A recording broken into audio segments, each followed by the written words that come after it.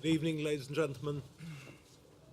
Welcome to this very important discussion on whether class matters more than race.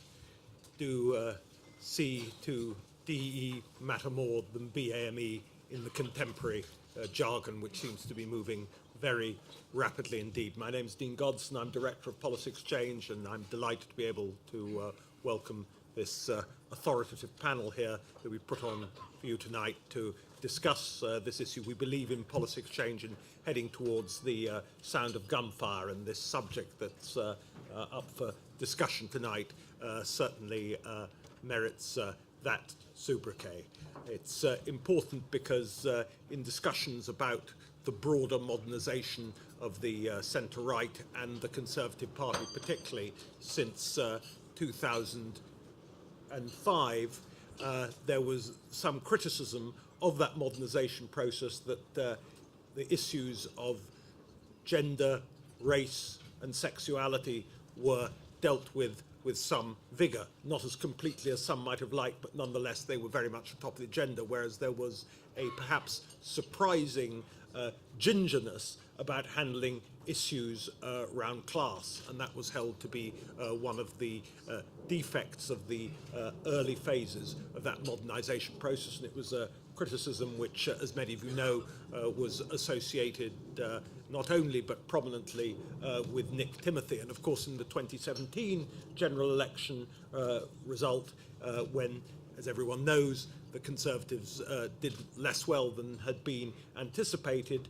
The irony was that the Conservatives did well in certain northern and Midland seats where they had historically done poorly, and did less well in certain apparently very wealthy southern seats which had been considered previously to be what Americans might call silk stocking Republican districts. And there was a question of whether there was a broader Americanization of politics, whether people were voting particularly on class and cultural grounds for their values rather than their immediate apparent economic interests. Anyhow, it's with that in mind that we have two particular seminars at this conference fringe being put on by Policy Exchange, the one that you see today and the one that will be on in the coming days on can the Conservatives win in Canterbury and Middlesbrough at the same time.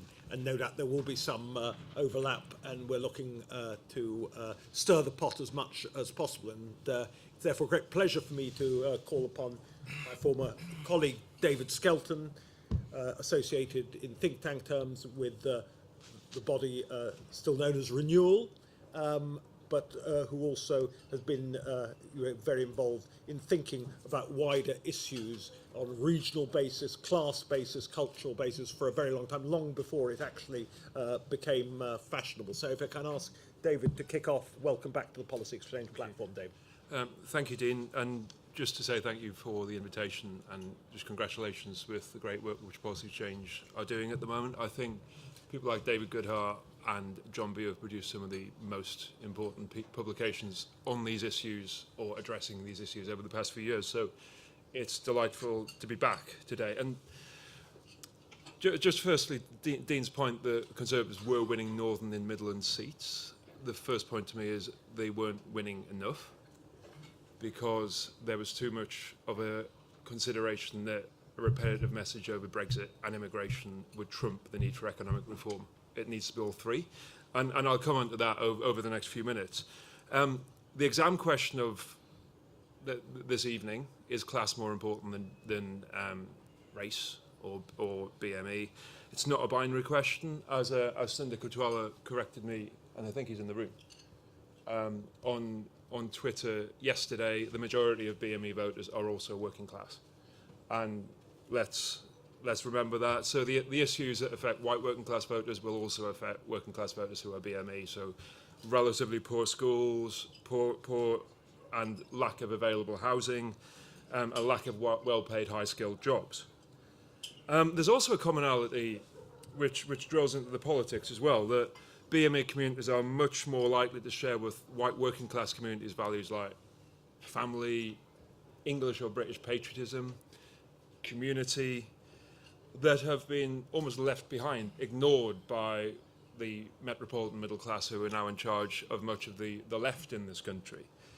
Indeed, it's the kind of metro middle classes, without moving too much into polemic speak, who generally want to create an atomized society based on identity, which is what I think would be so damaging.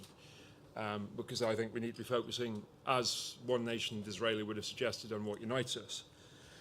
And that famous Orwell quote that the left know every patriotism apart from their own, and English intellectuals are the only intellectuals in the world who seem ashamed of their own country. I think you're seeing a lot of that at the moment, which is why a lot of the people where I'm from in Concert are drifting away from the Labour Party.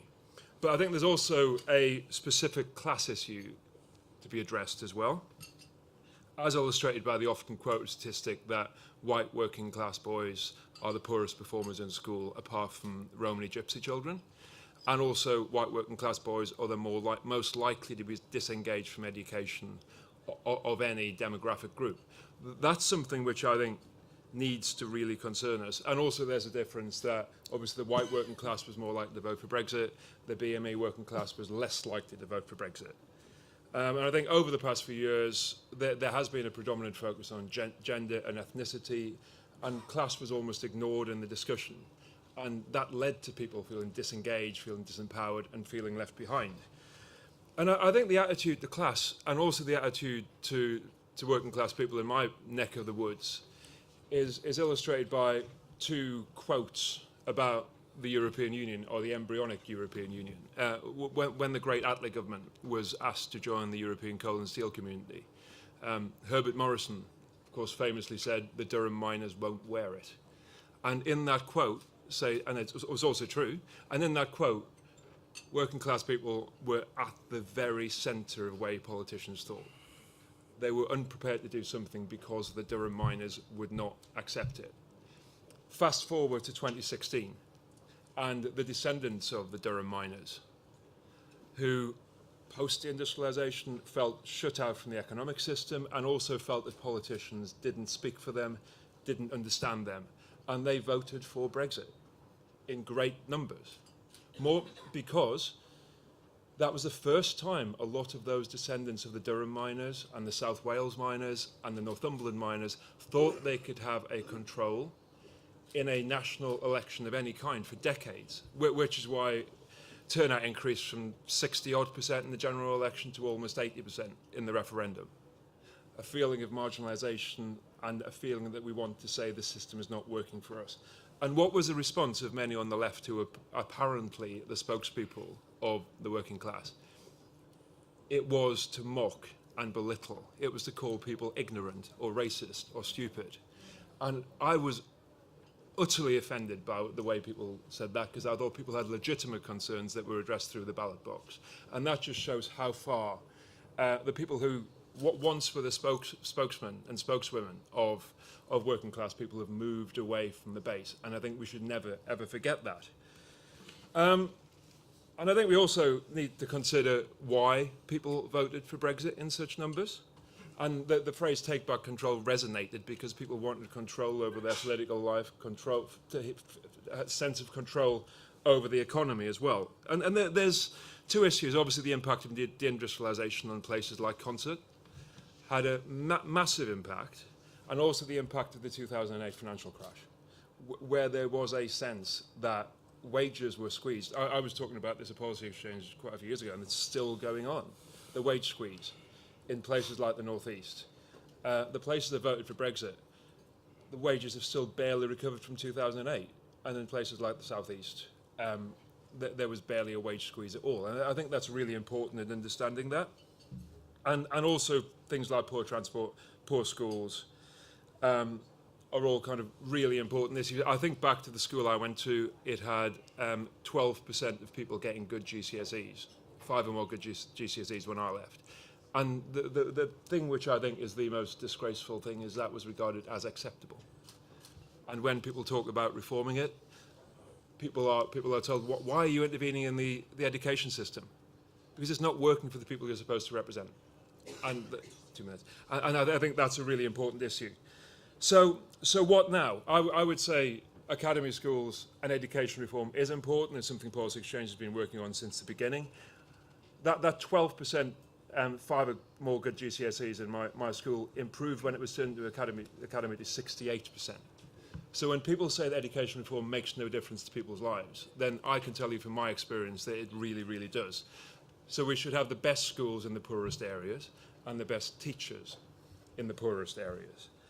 And there needs to be a real focus on regeneration, creating a sense of place and community, and something David Goodhart writes really well. Good education should not be about escape. It should be about building a community and staying in a community with your family and a place that you love, which is why devolution is really important as well.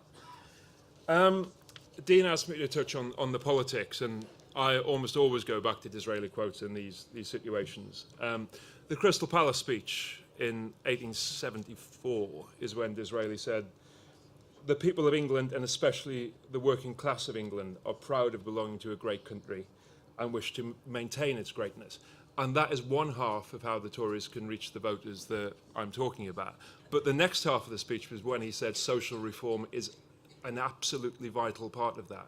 And I would like to see a Tory party which has an absolute evangelical fire for social reform in working class areas and places which have been left behind by deindustrialisation, in communities that feel left behind by an economy that isn't working for them. So better schools, better transport, better jobs. And that needs to be from every banner of this conference next year, because I really think it's such an important message which can transform British politics. And that applies to working class communities, whether they're white or whether they're BME. There should be that real fire for social reform that has inspired people like Disraeli and Macmillan in this party over the years. Thank you very much. Thank you.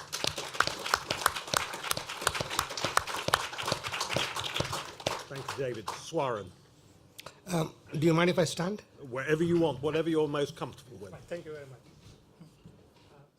Thank you very much. I feel a bit of an interloper here, but I'm a psychiatrist.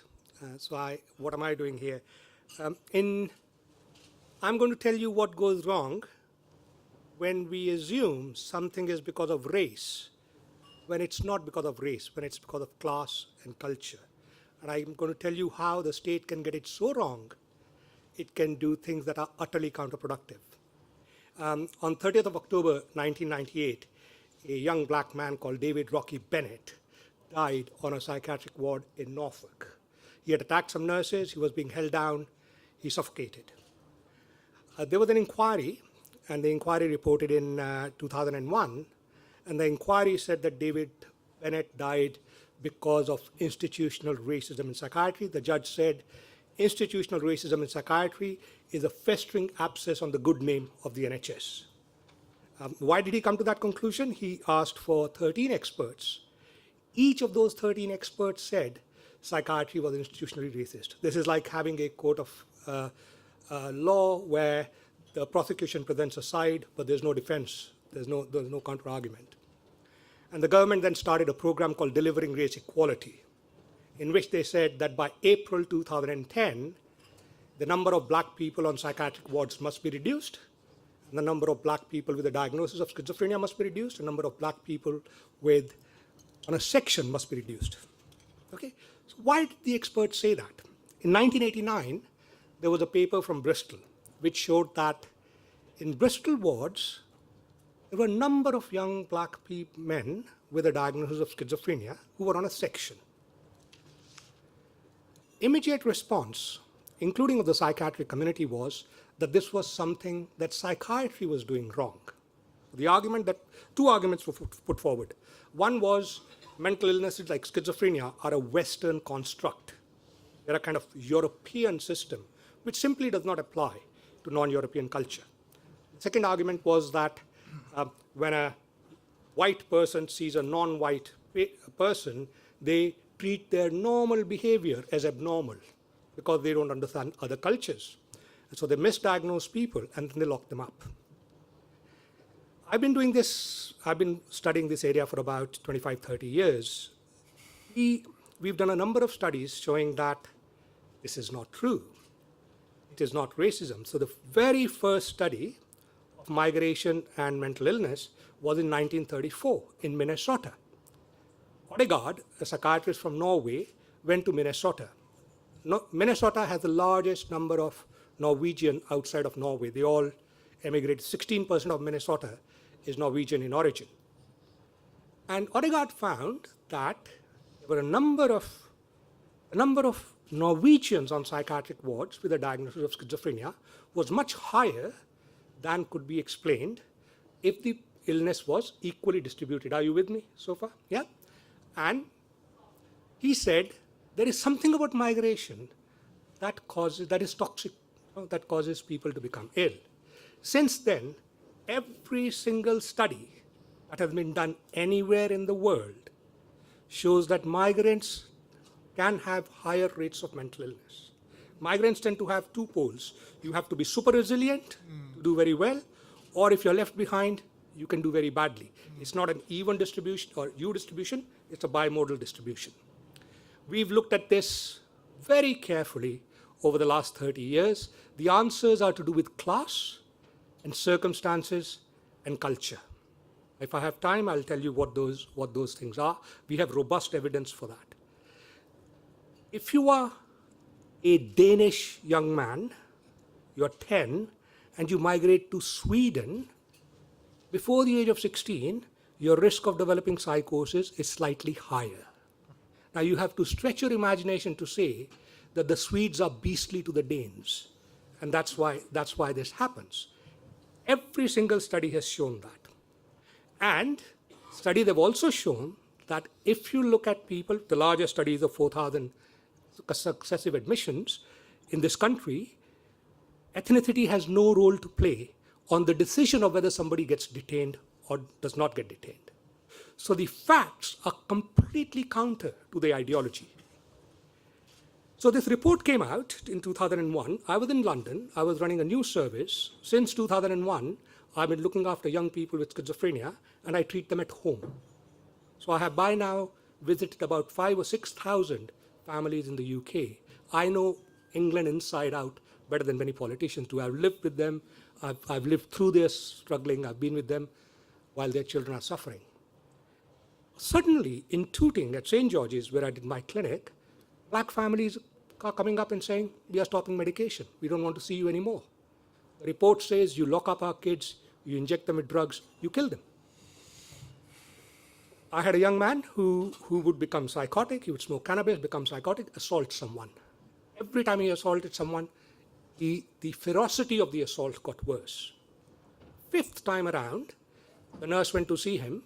His mother said he was disturbed. He kicked the nurse in the head. He almost killed the nurse. We again detained him. He was treated. He used to get better very quickly. Psychiatric drugs are immensely powerful. When he was well, I went up to him and I said, look at this pattern, right? You get well, you are okay, you are back at university, you smoke cannabis, you become ill, you assault someone. And you see a pattern here? He says, there's no pattern. I stopped eating and I think my diet is poor, I should take more vitamins.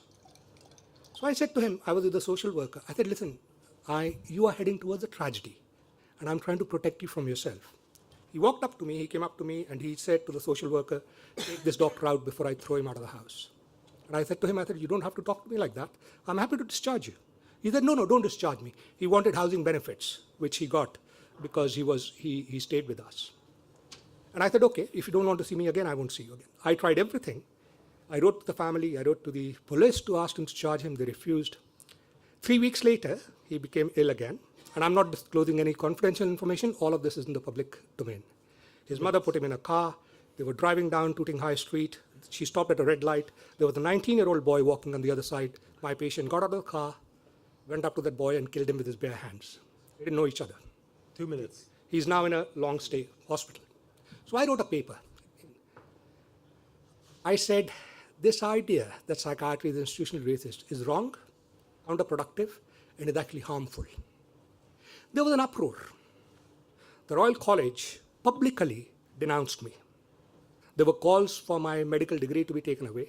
There were calls for me not to be allowed to do research again. Websites were set up to say that I should not be allowed to practice psychiatry in this country. I wrote directly to Rosie Winterton, who was the then Minister for Health, and she invited me all credit to her. I went to the Department of Health. Those 13 experts from Rocky Bennett inquiry were on the other side. And I presented the evidence, and the Department of Health changed their mind. Right?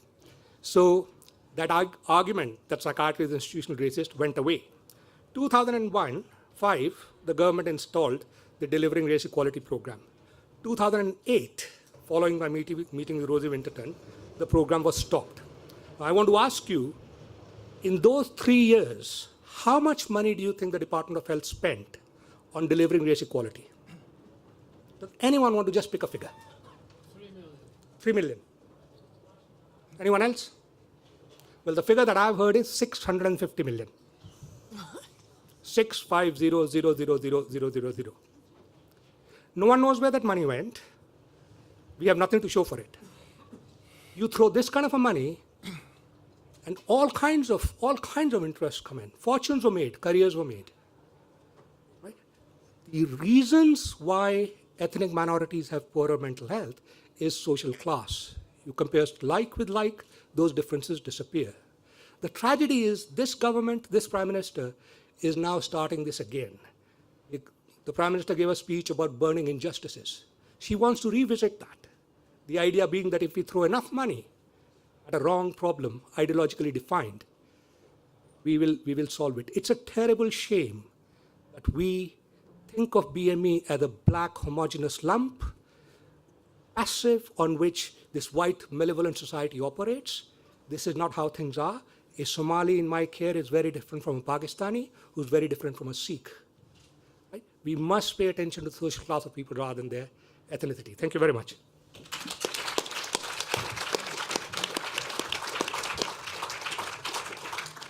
Katharine Birbalsingh on the front line Right. of these matters. Thank you, Dean. You want me to speak? Yes, please. Great. Well, That's why you're here. Katharine, and I'm a headmistress of a free school in Wembley Park. And, well, there we go. I've written something I'm going to read to you. Does class matter more than race? What are the characteristics that can hold us back in life? There are many of them, but you wouldn't know it listening to the media and chatter amongst the metropolitan elite. If you voted Brexit, you're racist. If you're white, you have white privilege. Any disparity out there between the races, and we make a judgment. Not that many blacks at Oxford? Racism is at fault. Disproportionate number of blacks in prison? Racism. Schooling, culture, the glorification of rap or drill music, we ignore it all because racism makes for a great explanation. Studies show that between brothers and sisters, the firstborn will outdo the second child, and the second child will outdo the third, and so on. But for some reason, we don't talk about firstborn privilege. And we certainly don't accuse parents of being bad parents for treating their offspring unequally. We just accept it as one of those things. And we're vaguely aware that the number of men going to prison far outweighs the number of women, but we don't accuse the justice system of being institutionally sexist. When a judge sends a man to prison, he isn't accused of being a man-hater. We simply embrace Occam's razor and assume that more men than women are committing more crimes. Yet when the disparity is a racial one, our presumption is the other way round. We assume that race is the deciding factor when it could be a number of things, and class could be tied up with it. But what do we mean when we say that class holds people back? Do we mean that when Johnny goes for the job interview and sounds like David Beckham, he doesn't get the job because of what he sounds like? No doubt it happens, but I doubt anyone thinks that this is the major obstacle for the working classes. How does social mobility happen? And how does one get that sought-after job? Perhaps the concept of class prejudice is as intangible and fleeting as the concept of race prejudice. Are there actual laws preventing working class people from succeeding, from getting certain jobs, from being good husbands, good wives, and parents? The statistics show that if you come from a two-parent family where the parents work, you are far more likely to make a success of your life. Perhaps poverty is not the thing that is holding back the working classes or some black communities. The battle I'm fighting is to improve the education system. I think that education is the #1 way to enable social mobility. It's also the future of our country, and all of us should hold it dear. So when you think of me, you need to think of Whitney Houston, you know, I believe the children are our future. It is to the education system that we should look, to see whether it is feasible for a child to overcome the obstacles that life has put in front of him. A black boy growing up with a single mother who's unemployed, doesn't know his father, lives on an estate in the inner city, surrounded by gangs, is going to have a harder life than some of us in this room have had. That's obvious, and I doubt anyone would argue with this, but that isn't what we're discussing. We want to know whether it's worse for that black inner city kid in comparison to the white working class boy growing up with a single mother who's unemployed, doesn't know his father, lives on an estate somewhere up north, surrounded by gangs. And I don't have an answer. And that's because there are so many other factors that will contribute to the judgment of whether boy 1 or 2 is better off, like, is he tall? Is he clever? Is he the firstborn? Is he pretty? And so on. But the most important question that needs answering, of course, is what school is he going to? Because however tall or beautiful, clever or black he is, his school is going to be the major, crucial deciding factor between whether that boy is going to sink or swim in life. Is he going to a school that has high expectations of him, regardless of his background, or has the school already accepted that not much is going to become of him? And that's where the concept of racism becomes very interesting. Google says that racism is prejudice, discrimination, or antagonism directed against somebody of a different race based on the belief that one's race is superior. And schools can behave very differently towards black kids, not because teachers believe that they are superior to the kids, but because teachers are scared of being called racist. Give that black boy a detention and senior management might start asking you why you don't hand out the same number of detentions to the white kids. So it isn't that racism is keeping those kids back. It's the fear of being accused of being racist that keeps those kids back. You still with me? It's hard to explain to the bosses that every disparity between the races is not necessarily explained by racism. In New Jersey, a study was done on traffic violations because the council was being accused of racism. This was because blacks were being stopped 25% of the time when they only make up 12% of the population. So rather than just assume that the traffic cops were racist, New Jersey studied the people who were speeding. Turns out, blacks were speeding more often than whites, 23% more often. Disparity doesn't always mean racism. White working class kids don't do well in British schools. This is well known. And what does this mean? Too many of us talk about the white working class as if they're a write-off and that there's nothing to be done. Too many of us are racist against the white working class. Here's hoping you're still with me. Once upon a time, when I was a new teacher, many, many years ago, if you wanted to show just how hard you were and wanted other teachers from other schools to know that you had it tough, you would tell them how many black kids you had at your school. My school has 60% black kids. What? Well, my school has 80% black kids. And nowadays, you tell your colleagues how many white working class you have to prove how hard you have it. So does class matter more than race? I'll say no. And that's because there's so much complexity to the obstacles holding everyone back that the best thing you can do in life is ignore those obstacles and plow on ahead as if they don't exist. As we say at Michaela, which is my school, work hard, be kind. We want our pupils to persevere, even when it's difficult, especially when it's difficult. As I say to the kids at school all the time, when you trip over an obstacle, you pick yourself up and you keep on going. These days, that advice might come in handy for the Conservative Party, too.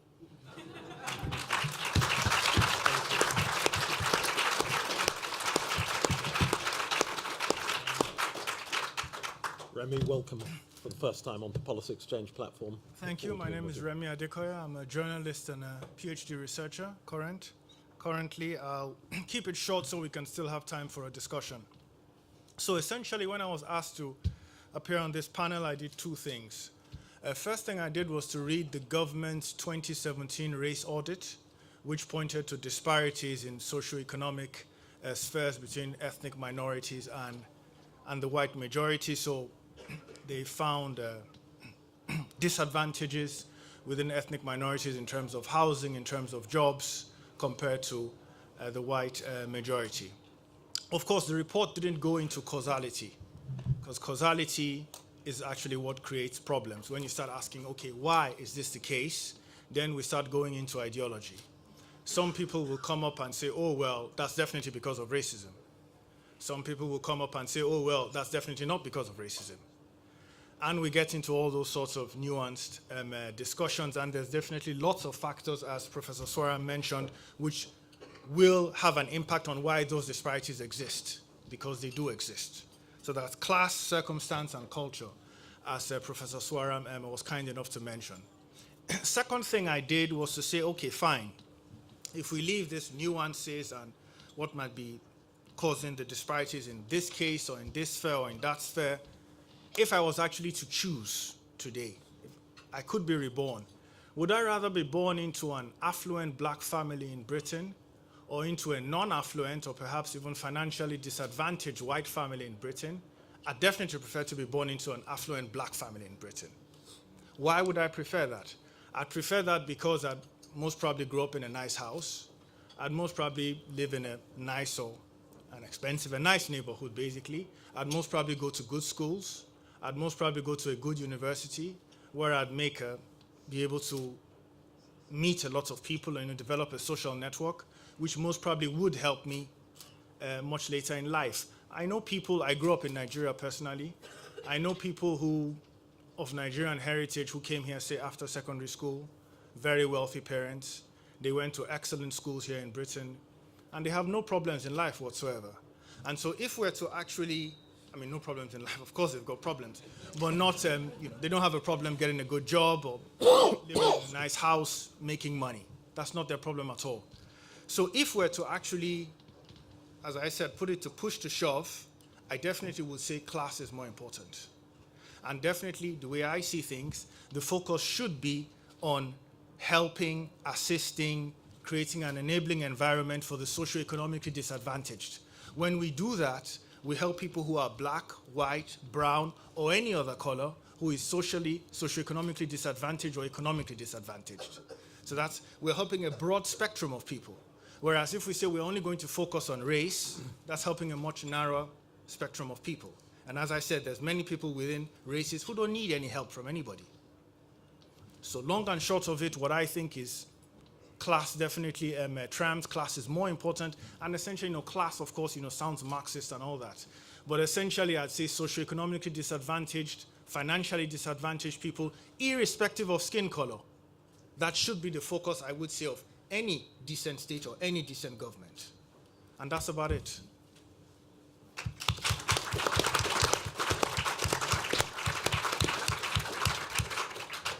Time, of course, for healthy discussion. Can I just exercise chairman's privilege 1 second and turn to David, since we are at a Conservative conference, and several things. David Goodhart, for one, has talked about Justine Greening's remarks a while ago about wanting to get out of Rotherham, and it touches upon, you said you want to have wonderful communities where people want to stay, contribute to those communities. On the other hand, there's that aspect of mobility, literally, of course, in her case, and she became a member of cabinet. The other thing related to is the question of candidate selection, is that there were certain measurable tools for dealing with race, gender, sexuality, difficult as they were in terms of the old A list.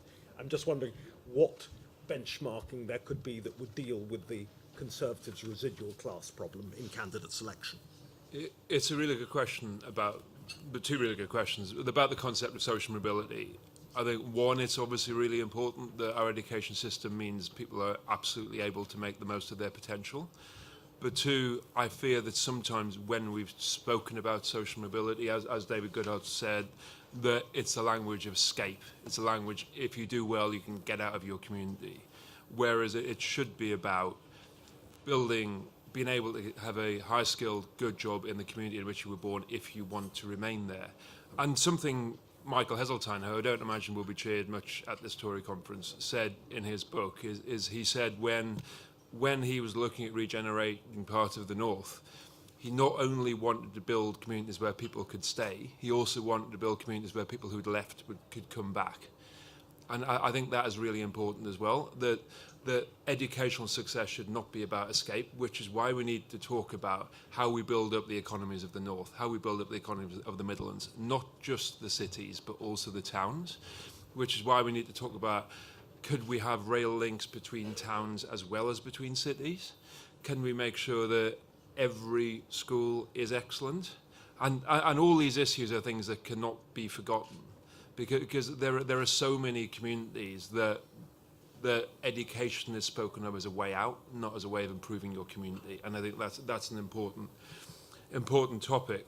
The issue of candidate selection, when I was a policy change, I wrote a piece for The Guardian called "Where Are All the Working Class MPs?"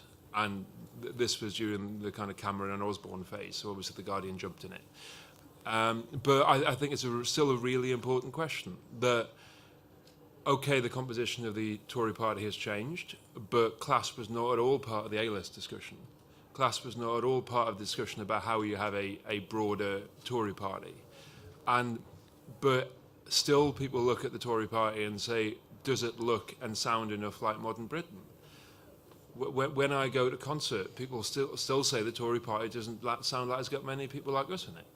And unless we have people in the Tory party who have experiences in every part of the country, who've got regional accents, who've been to comprehensive schools, or the kind of who've got experience of every facet of life, then it's really important that we cannot be the national party that we really want to be. And so why it's important that we have candidates who really, really, really do represent the country. And I know that the discussion has moved on since we talked about this a few years ago, but it still needs to move on more quickly. And a point that Isabel Hardman made in her recent book, which we made a few years ago as well, is that it's very expensive to be a candidate. If you work in a factory or in a school, you can't give up days and go chasing seats. So what can the Tory party do to help people who are on low income to make it affordable? It's about £10,000 to fight in a seat you're not going to win. That is not something who someone who works in a factory and has 3 kids can afford to give away. Thank you. Questions from the floor. I see quite a few hands up. I'm just trying to get a sense of how many people want. Gentleman there. Name, only house rule. You have to state name and organisation.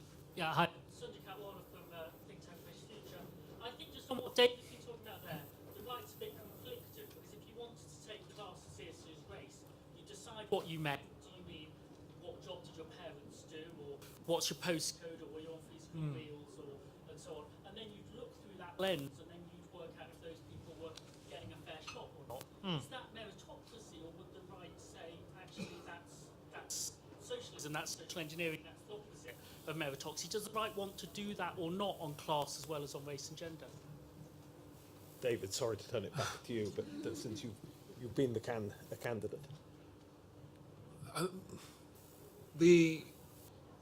What Theresa May set out in her first few months as Prime Minister, when she talked about the burning injustices, they weren't just burning injustices for white working class people. They were burning injustices for people who voted because they felt there was a need for political and economic change, and they felt the system wasn't working for them, and they felt that since 2008 a lot of people had their income squeezed, and the people who caused the banking crash seemed to get away with it. And there's still a lot of anger about that. And the question for the right is, the right shouldn't be just for the people who want to get out or escape. The right should be for the people who love the country, want the best for their family, want a decent life, and the right needs to start talking that language, and the real language of kind of just making the most of your potential, but not an expectation of escaping your community. And I think that's a really important, and I think it was set out by Theresa May, this programme of economic reform. It's just a case of delivering it. Other questions? Just trying to get a sense of who wants to ask. Gentleman at the back there, please. Name and organisation. My name is Dr. Nawaz. I'm just a member of the Conservative Party. I only managed to catch the last 2 speakers in full, whereas the logic of what the young lady was saying holds. However, I think logic has to be distinguished from facts. Sometimes facts and logic are not the same thing. Class and race, in my view, are not necessarily mutually exclusive or inclusive indeed. One may argue that race tends to potentiate class. My own personal experience is that race and religion can sometimes be impediments. To circumvent them, you have to employ some extraordinary means or to work that much harder. So there are certain difficulties. And I think the Conservative Party, in my experience over the last 35 years or so, has made a lot of progress, particularly from the David Cameron era, and I think it should continue to do so, although race-wise, there has been a progressive change for good in the upper echelons. However, What's it your has question? yet to reach. Can you ask your question? Addressed to one of the panelists. I think I have stated my question in the text that I have spoken about, and I'm sure where I argue, my argument is that the class and race are not mutually exclusive or inclusive. They should be tackled simultaneously. Does anyone want to come in? Do either of you want, since you were... Can I make a... I agree with you, they are not mutually exclusive, but what I think you missed what I was trying to say, and what Katharine said is, where we see differences between groups, and one of the differences is race, we should not assume that all the differences are driven by racism. That's the point that I was trying to make. Differences between races or ethnic groups in this country do not always boil down to racism. That was the point that I was trying to make. Otherwise, you are right, that race and class are not mutually exclusive. Gentleman there at the back, just by you. Name and organisation. Hello, hi. My name is Eric Kaufman. I'm a professor, professor of politics at Birkbeck, and I was actually consulted in the race disparity audit. And what struck me about the race disparity audit was, despite many liberal and left professors in the room, we were all after data that would allow us to do the kind of analysis that Swaran Singh talked about, which is sophisticated, multivariate, or experimental. Instead, they didn't seem interested in that. They just wanted these top-line figures about race disparity. You know, how many blacks in this part of the civil service or that. I just don't understand why the government is not more sophisticated in getting past things like gender pay gap, race gap, etc., and starting to look at these in this sort of sophisticated way. There seems to be no interest from any of the parties. So I'm just wondering people's thoughts on that.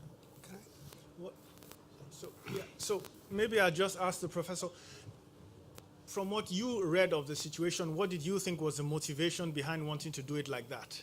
Well, I just think these things make the news when you say X percentage of blacks at Oxford and so on, and the government reacts perhaps to that story, instead of saying, okay, well, let's look at that in a multivariate way. There's class, there may be race, there may be other inputs that might explain this finding. Instead, I think it feels it needs to jump in and have an answer. So I just think a more sophisticated approach, you have to throw money at it. There needs to be individual level data, not just aggregate data. So I just think there needs to be a recognition that this has to be more sophisticated. One last question for the professor, so if I just... Please. Yeah. All right, okay. You want to come on the panel, Eric? No, but I am on a panel at 7:45 at Jury's Inn, so please come on. So, Professor, do you think, or did you sense there might be some, or have been some fears regarding to the possible answers that might have come out of looking at the causality factor of those disparities? Well, I just didn't sense that they were clued in to the idea that these things, they don't know about multivariate analysis. They just think, oh yeah, there's a cross-tabulation, number of women, number of ethnic minorities in Department X, and that they draw a conclusion. So I just don't think that the level of sophistication is there to understand that there could be many causes for this. You have to control for, you know, class first and then education and so on before you can actually finger that as the independent, race as the independent variable, and that there's discrimination. There's just no understanding that you have to prove discrimination, and the best way to do it's experiments. But anyway, like resumes, sending 2 resumes to an employer, for example, one black, one not, or one Muslim name, one not. That's kind of the kind of research we actually need, not a bunch of top-line statistics. Thank you. Lady there, been waiting patiently. Name and organisation, please. My name is Benita Mehta-Palmer, and I'm director of a think tank called Modern Britain, which exists to analyse the relationship between the Conservative Party and black and ethnic minority communities. So I really welcome Policy Exchange for having this debate. It's really nuanced, it's really punchy, and I'd answer the first question, as both actually really matter.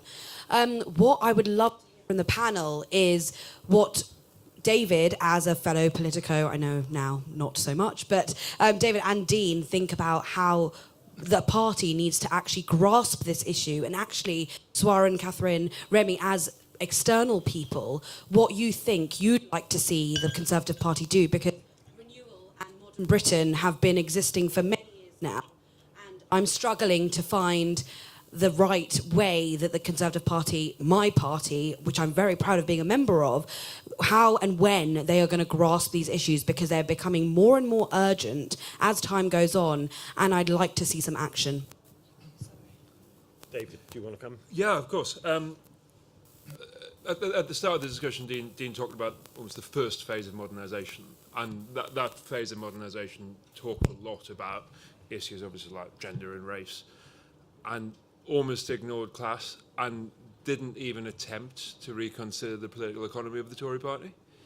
And I think that's a really important issue, and something Theresa May and Nick Timothy touched on last year, that if we're going to address these fundamental structural inequalities, which exist in several parts of England, then the state has to do something as well, intelligently, and not in the kind of way that Corbyn and McDonnell are talking about, but the state has to provide the kind of infrastructure which means that towns and places that were left behind by deindustrialisation and weren't retrained and weren't reskilled are allowed to recover.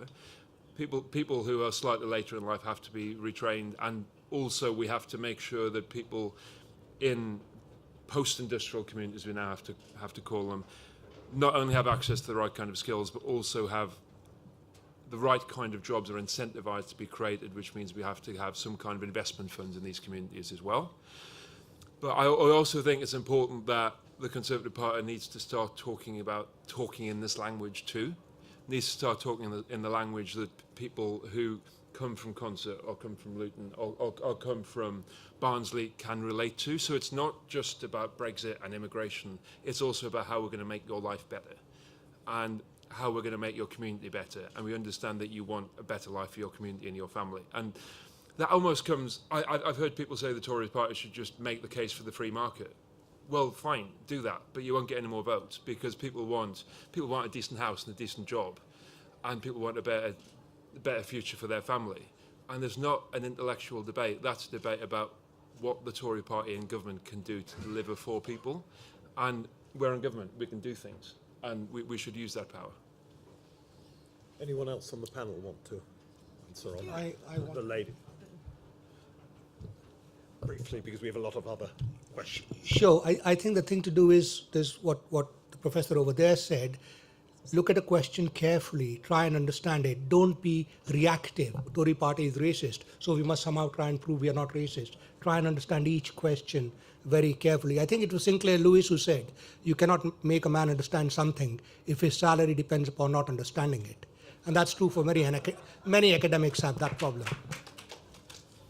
Can I just take questions as a clutch now? But I see so many more. I don't want to disappoint people. Gentleman there, lady there, name and organisation in both cases. We take them as a brace of questions.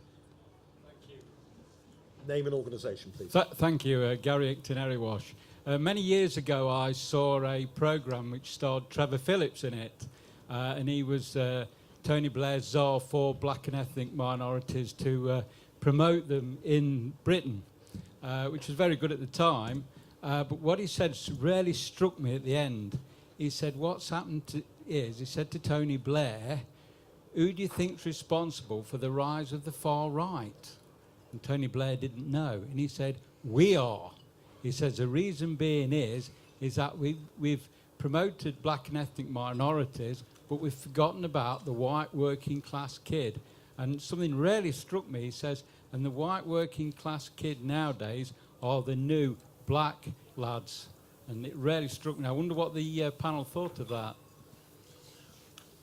Please, come in. What I'd say to that is, I remember once, a couple of years ago, I wrote an article also criticizing was in The Guardian actually, criticizing also the focus of leftists here in Britain and in generally in the West on sort of ethnic minorities and not on working class people who make up the majority of whom happen to be white in societies like Britain.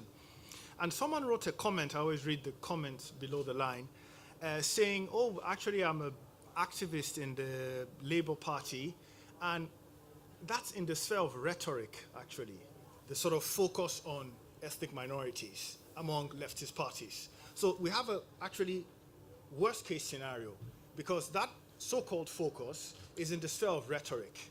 It's not like, she said, the activist said, look, in the meetings we actually have on a day-to-day basis, it's actually still mostly, you know, white people making the decisions, okay? But in public, the rhetorical focus is on black and ethnic minorities. There's no real action actually being done to help those people, but a lot of the white working class people who all they see is the rhetoric, yeah, have that feeling that, oh, the focus is on black and ethnic minorities. So everybody's losing here. The white working class people are getting angry because they're saying, oh, why is it all the focus is on blacks and ethnic minorities? The blacks and ethnic minorities are saying, well, you know, what focus? There's nothing really being done in our neighborhood. This is just talk. So, you know, everybody loses at the end of the day. So that's where a lot of these problems come from, actually. Joanna Williams, Policy Exchange. I'd just like to ask the panel what their view is on the use of contextual data when it comes to deciding university places, or even, I've heard, in job applications. Certainly it seems to be increasingly common now for universities to look at an applicant's postcode, the school that they attended, and offer lower A-level grades for admission to university, taking that data into account. And I'm just wondering whether, to you, this is a good way of compensating for some of the barriers, perhaps, that class and or race might put in place. Personally, I have two concerns. One is that it lets schools off the hook. It kind of says to underperforming schools, you know, you don't need to improve because we can make allowances. But more to the point, it actually sends out the message to the individual student, you can't be expected to overcome the kind of rough hand that life has dealt you by your own efforts. Instead, we must make concessions in order for you to have a place here.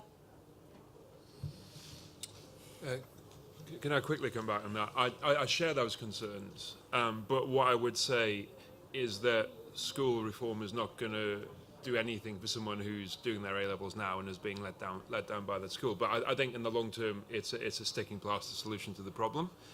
I think there's also evidence that people who've been admitted to university using contextual admission have actually outperformed people from private schools when they get. It's mixed by the look on your face, but there is some evidence that it does make a positive difference. But I don't think it addresses the structural problems that need to be addressed. But I think we do have to consider some short-term fixes. But the bigger issue is how we have long-term educational reform.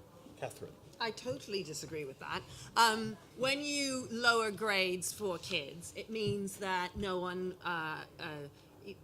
the sense of determination and hunger and focus that is required to succeed in life disappears. And it doesn't just disappear from you, it disappears from everyone.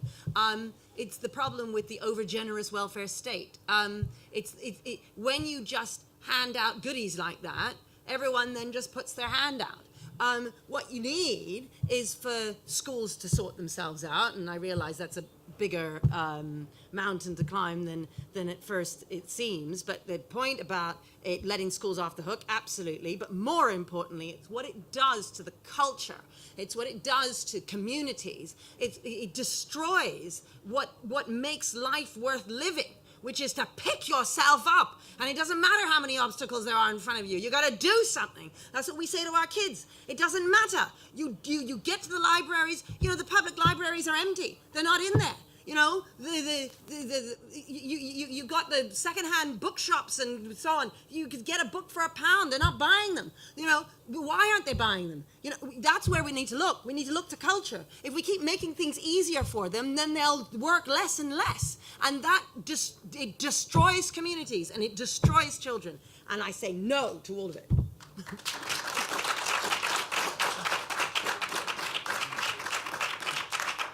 Getting very near the witching hour, and I am going to actually have to ask it to be taken as a trio of questions. Gentleman there first, and then if panellists could name an, Hi.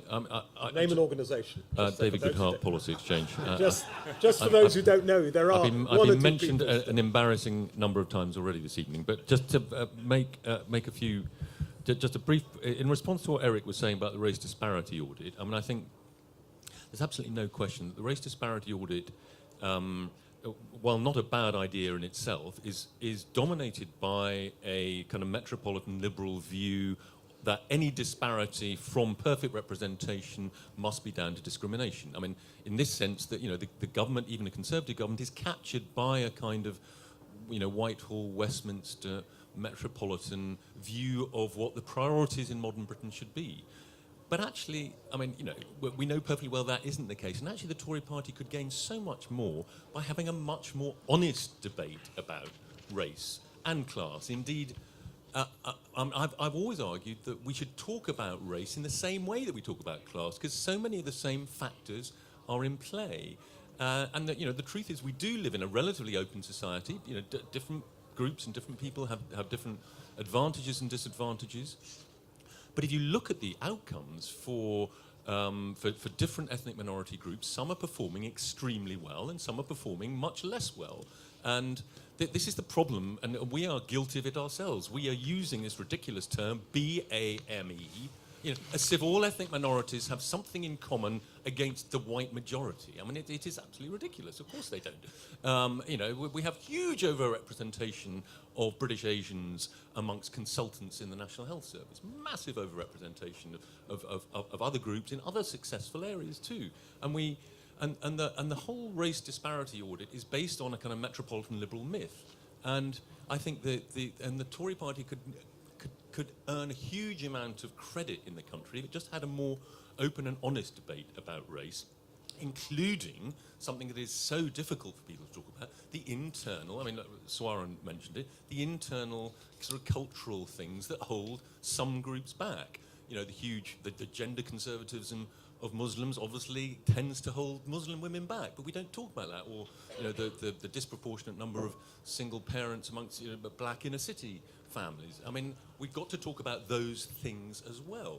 And you would get credit for it. You talk about it in a sensitive way. You end up with credit for it, and you show that you understand the society that you live in a way that the kind of race disparity audit narrative suggests that you don't understand it. Two more questions. Two people at the front. That's it. Thank you. Francis Lancaster, Worcester Conservatives. I was going to ask, since I've written with colleagues a bid for a project on the effect of religious culture on success or failure, but since Professor Kaufman answered that actually the government doesn't appear to be interested in those things, I won't ask that question, although I'll just put it into the minds of the panel. I'll ask a completely different question then. What effect do the panel think that the massive expansion in higher education have had on working class children, combined with the massive expansion in those jobs for which you have to have a degree? And with the announcement, which, I mean, even I was astonished, having been a political activist for 40 years, to hear that someone actually suggested that the police force should be an all-graduate profession. What does that show about the thinking of the people who are running this audit and our government policy and are actually a Conservative government? Thank you. Final question, gentlemen. It seems so long ago. If you just name an organisation. Norman Andrews, hello. Norman Andrews, North Derbyshire, Conservative. So long ago I've forgotten what the question was. However, I might give an answer to it. Does class matter more than race? Yes. Should we put whatever it is before BAME? The answer is yes. With regard to the long, a lot of words by the university professor at the back, it seems to me it's, first of all, who's sponsoring the research? If it's that way, what will come out of the tube at the end is what's being paid for. And if it's that way, likewise. Thank you. 1 minute apiece for all our panellists. Swaran, moving left to right or right to left, depending on.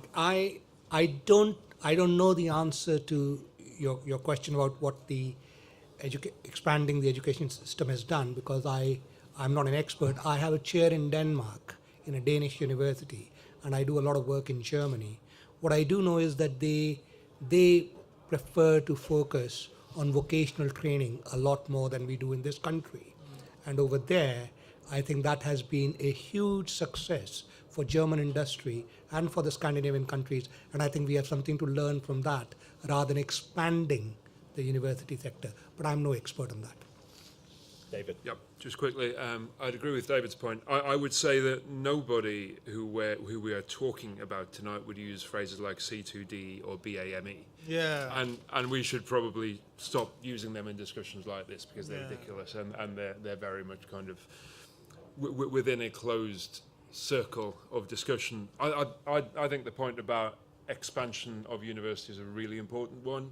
I'm not in commission, but again, I'm going to recommend David's book, because he's very good about this, which is, one, the point that, as you say, Germany and Scandinavia are very good about the importance of skill, and really acknowledging the importance of skill.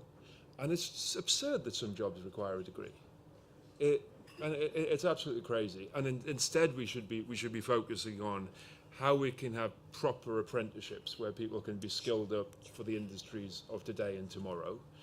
And one of the issues is not just the expansion of universities, but also the loss of polytechnics, which were genuinely linked to the skill that we needed. So let's not just talk about expanding HE. Let's consider how we can really help people from every background develop the right kind of skill, and that can not only be through the higher education route. Katharine. That lady over there is gone, who was asking about what the Conservatives should be doing. You know, education, like I said, is the number one way in which you're going to change social mobility and you're going to change people's lives. Nobody cares about education in this country.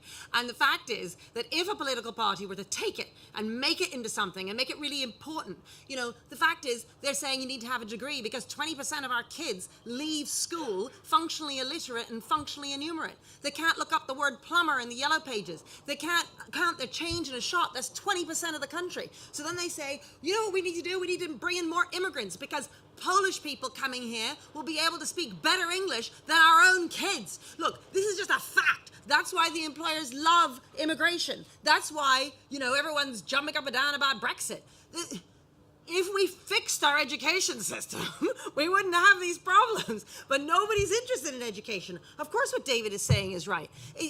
The Conservatives are all running scared from being called racist, so then they jump around and say, oh, we're not really as racist as all that. Oh, I promise you, we're just a bit uncomfortable with race, so we really just can't talk about it at all. If somebody had some backbone in this party, then they'd stand up and say what needs to be said. But they won't. And so we all just keep saying the same thing.